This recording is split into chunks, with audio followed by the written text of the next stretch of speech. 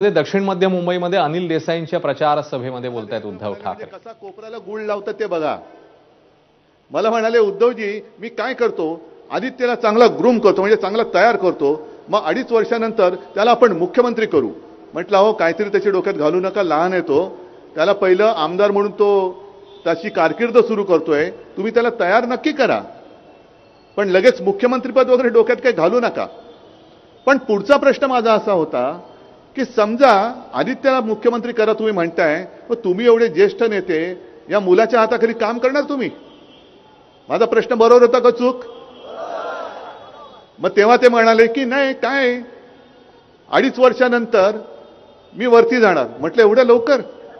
नाही तसं नाही, म्हणजे मी दिल्लीत जाणार. म्हटलं असं सांगा ना नीट, वरती जाणार म्हणजे काय 2.5 वर्षानंतर वरती जाणार? म्हटलं असं नका करू हो. त्याला नाही वरती जाणार. म्हटलं बरं वर जाऊन काय करणार? काय पाऊस पडणार? नाही नाही, आपल्याला जरा कसं आहे अर्थ खात्यातलं जरा बरं कळतं, म्हणजे यांना अर्थमंत्री व्हायचं होतं. हे सगळं ठीक आहे, या सगळ्या डिटेलमध्ये मी जात नाही.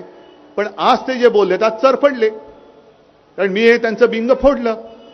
मग चरफडल्यानंतर ते भरकटले, मला भ्रमिष्ठ म्हणाले. ठीक आहे, मी भ्रमिष्ठ आहे की नाही लोक ठरवतील, पण तुमची हालत जी आज झालेली आहे देवेंद्रजी फार वाईट आहे. आज चरफडून ते काय बोललेत, हे उद्धव ठाकरे भ्रमिष्ठ झालेत. आधी म्हणाले अमित शहाना कुठल्या तरी खोलीत घेऊन गेले, नंतर म्हणाले देवेंद्रनी शब्द दिला.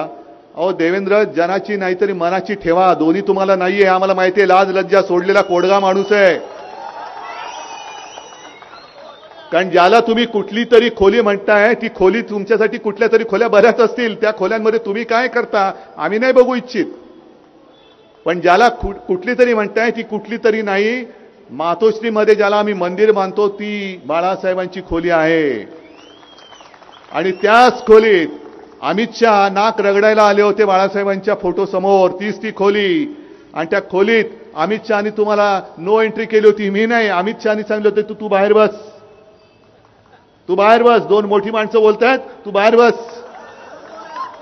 मग तुम्हाला माहिती पण नाही. आणि त्याच खोलीमध्ये अटलजी आले होते, अडवाणीजी आले होते, राजनाथजी आले होते, प्रमोदजी यायचे, गोपीनाथजी यायचे. पण तुम्हाला तुमच्या नेत्यांनी बाहेर बस सांगितलं होतं, मी नव्हतं. त्याच्यामुळे तुम्हाला त्या खोलीचं महत्त्व माहिती नाहीये. ती खोली आमच्यासाठी मंदिर आहे. आणि तिला तुम्ही नालायक माणसा, तू कुठली तरी खोली म्हणतोस. होय, मी आज मुद्दामून नालायक म्हणतोय, कोडगा म्हणतोय, कारण माझ्या भावना या त्या बाळासाहेबांच्या खोलीबद्दल या अत्यंत संवेदनशील आहेतच.